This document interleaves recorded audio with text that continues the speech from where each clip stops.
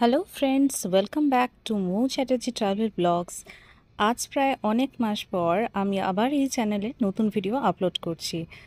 আসলে মাঝে আমার যে সময়টুকু গেছে নানা ব্যস্ততার কারণে আর আপলোড করা হয়নি। গত বছর আমি গিয়েছিলাম ক্যালিফোর্নিয়া ডিজনিল্যান্ডে, তাই এই বছর আমি প্ল্যান করি অরল্যান্ডো ফ্লোরিডা ডিজনি ওয়ার্ল্ডে যাব।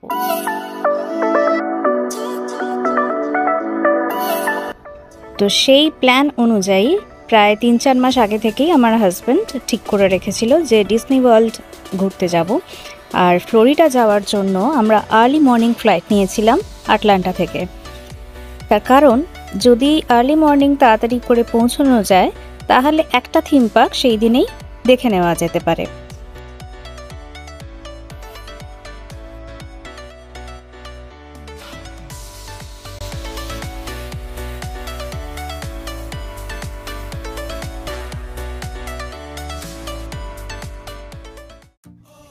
ফ্লোরিডা এয়ারপোর্ট পৌঁছানোর পরই আমরা তাড়াতাড়ি করে ক্যাব বুক করে চলে গেছিলাম সোয়ান ডলফিন হোটেলে, যেটা ডিজনির একটা রিসর্ট। বাকি যে ডিজনির রিসর্টগুলো আছে তার মধ্যে এইটা হলো একটু বেশি বাজেট ফ্রেন্ডলি আর সুন্দরও। তো হোটেলে যেতে যেতে এই রাস্তাটা ছিল অসাধারণ সুন্দর, চারিদিকটা এত ভালোভাবে মেনটেনড ডিজনির অথরিটির দ্বারা।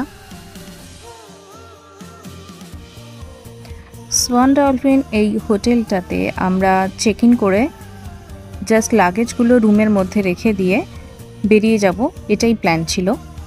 ঢোকার সাথে সাথে এত সুন্দর করে এত সুন্দর অ্যাম্বিয়েন্স দেখে আমাদের মনটা এমনিই ভালো হয়ে গিয়েছিল। আর এই যে এই ফাউন্টেনটা জাস্ট অসাধারণ লাগছিল সামনে থেকে দেখতে।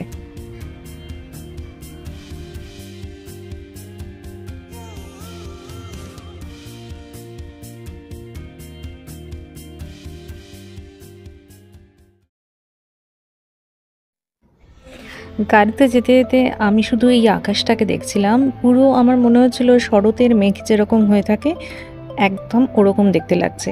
কিন্তু এটা সামার টাইম আর বাইরে প্রচণ্ড গরম। তো মোটামুটি আমরা এসে পৌঁছে গেছি ডিজনির অ্যানিমাল কিংডমে। এইটা হচ্ছে মেন এন্ট্রান্স। এখান দিয়ে ডিজনির নিজস্ব যে বাসগুলো রয়েছে সেগুলো এবং প্রাইভেট কারগুলো এবং ক্যাব সবই আলাদা আলাদা লেন আছে, সেইখান দিয়েই তাদেরকে যেতে হবে। গিয়ে এর ভেতরে থিম পার্কে হচ্ছে পার্কিং লট। আমরা জাস্ট এসে পৌঁছলাম অ্যানিমাল কিংডমে, এখন ঢুকছি। মারাত্মক রোদ, প্রচণ্ড গরম, মানে পুরো কলকাতার মতো জ্বালিয়ে দিচ্ছে। ডিজনি ওয়ার্ল্ড টিকিট প্রাইস যদি 4টে থিম পার্ক একসাথে দেখতে হয় তাহলে বড়দের লাগে $396 আর ছোটদের লাগে $316। 4টে দিন লাগেই যদি 4টে থিম পার্ক কেউ ভালো করে ঘুরতে চায়। প্রতিদিন প্রায় 1 লাখের বেশি মানুষ কিন্তু আসে এই ডিজনি ওয়ার্ল্ডে। আর এই অরল্যান্ডো ডিজনি ওয়ার্ল্ড প্রায় তৈরি হয়েছিল 1 অক্টোবর 1971-এ 25,000 একর জমি নিয়ে, যার কিন্তু হাফ পোর্শনে তৈরি হয়েছে এই থিম পার্ক। 4টে theme park, magic kingdom, Cinderella palace যেটা আছে, স্পেসশিপ আর্থ এপকট, একটা হলিউড স্টুডিও, আর এইটা আজকে যেখানে আমরা এসেছি tree of life animal kingdom. তো অ্যানিমাল কিংডম দিয়ে আমি শুরু করলাম কারণ আমার কাছে আছে হাফ ডে, সময়টা কম, সেই জন্য এটা একটু তাড়াতাড়ি দেখা যায় বাকি 3টে পার্কের থেকে। গেট দিয়ে আমরা টিকিট স্ক্যান করার পর সিকিউরিটি চেক ইন করে ঢুকে গেলাম। প্রথমেই এই দূর থেকে ট্রি অফ লাইফ আমাদের ওয়েলকাম জানালো। এত সুন্দর করে সাজিয়ে তোলা এই 145 ফিটের একটা বাওবাব গাছ, যেটার কিনা 8,000-এরও বেশি কিন্তু শাখা প্রশাখা আছে। দেখতে দূর থেকে অসাধারণ লাগছিল, সত্যিই অনবদ্য। স্ট্যাচু হয়ে রয়েছে, দেখ দেখে দেখ, আসল আসল দেখ, মাথাগুলো ঘাড়গুলো ঢুকিয়ে রেখে দিয়েছে, ওই জন্য বোঝা যাচ্ছে না।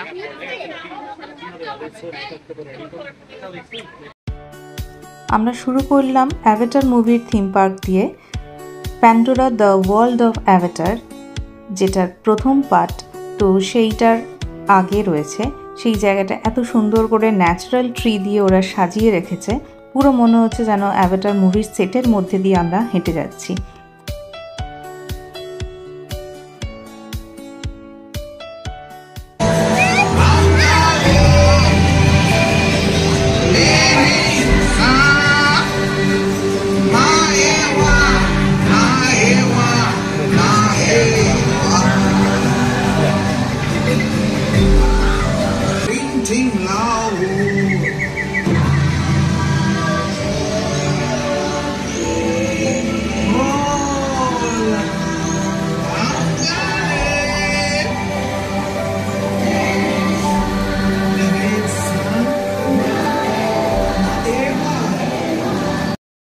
আমরা এখন চলে এসেছি অ্যাভাটার মুভির ল্যাবে, যেখানে জ্যাক সুলি চলে গিয়েছিল অন্য এক জগতে ব্যান্সির পিঠে চড়ে।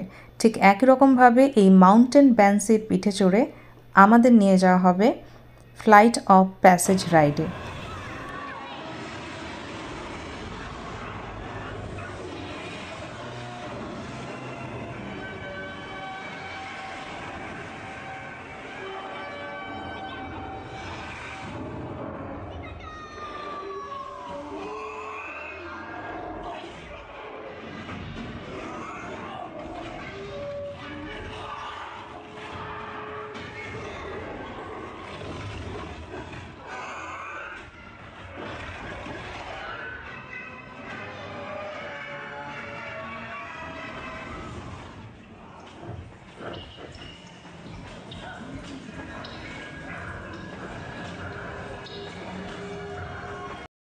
সত্যি দুর্ধর্ষ একটা রাইড এটা।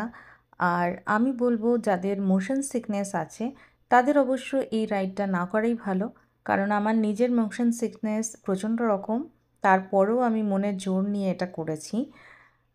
একটা অসাধারণ এক্সপিরিয়েন্স।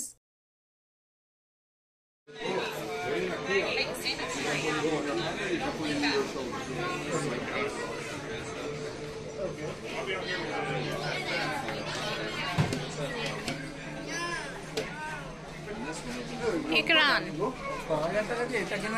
৬,০০০ টাকা দাম। ইকরান নো নিড। দুদিন পরে ওই রিমোটটা খারাপ হয়ে গেলে ব্যাস হয়ে গেল। এটা নিচ্ছিস? এটা দুদিন পরে হারিয়ে যাবে না, সেই জন্য বলছি টুপিটা নে, টুপিটা থেকে যাবে।